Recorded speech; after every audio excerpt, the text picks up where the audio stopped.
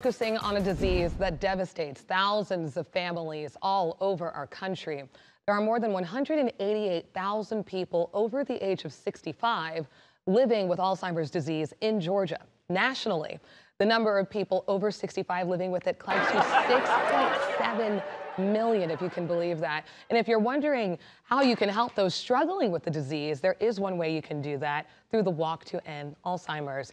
And the Atlanta Walk is coming up next Saturday, November 2nd at the Battery. So we have with us, also I want to make sure that everyone knows Atlanta News First is a proud sponsor of the cause, okay? And here to tell us more is Libby Reardon and also Phyllis Kitchens Thurman. Thank you so much for being here and welcome to ATL Live, both of you. Thank you. Thanks for having us. Okay, well, Libby, let's just start out with getting kind of the ins and outs of the event and what people need to know if they want to come out. Yeah, absolutely. So our walk is the largest fundraiser for Alzheimer's care, support, and research.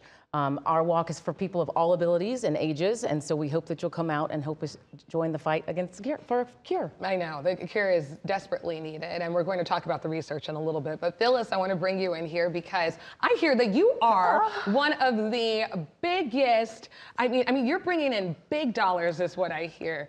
Biggest supporters, how did you get involved? Can you break that all down for me here? Yes, and what a way to bring light to a disease that's very devastating. And so with joining the walk, I walk because I have family members that have been affected by the disease, and actually, and I've lost family members that have been affected by the disease, and that's what the purple flower stands for. People who we have lost with the disease. The yellow flower stands for if you're a caregiver, and I have been a caregiver. I'm actually a physical therapist, and I've cared for many people who have been affected by dementia and Alzheimer's. And the orange is for advocacy, and that's a love of mine. And I'm definitely an advocate. We advocate at the state capitol. We advocate at the U.S. Capitol for the disease. So, and the blue is for people who are presently living with the disease. And I do have family members right now that are dealing with dementia. And then we have our white flower, which stands for hope. So this is what we're hoping for. We're hoping for a cure.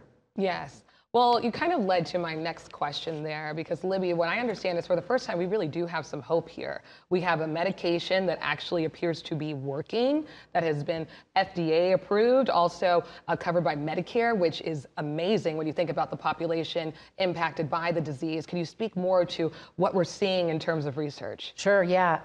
Like you said, we've got 2 treatments right now that are really powerful. That's another reason that we're raising dollars, is to make an impact there. Around the world, at every hour of the day, research is happening, and we're hoping for a cure.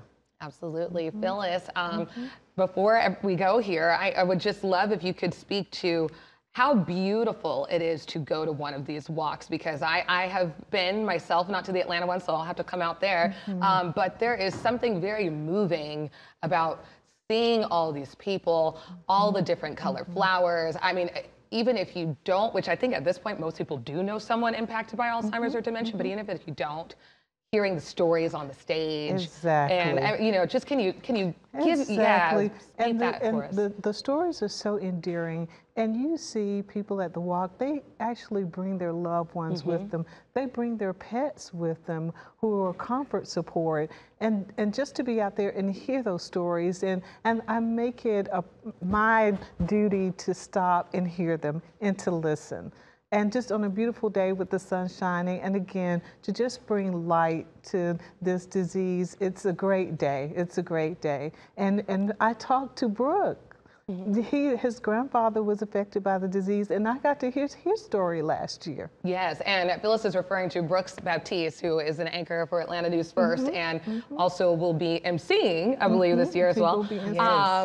Really quickly, before we go, Libby, if people can't be there in person, how can they best support? Great. We would love for you to go to alz.org and make a donation. Perfect. Thank you both so very much for your fundraising efforts and your work. It is really appreciated. Thank you. Everyone, just a reminder that the Walk to End Alzheimer's is happening next Saturday. That's November 2nd at the Battery. And you can scan that QR code that you see there right in the center of your screen to join or donate. And if you'd like more information, please visit our website. That is atlLiveshow.com.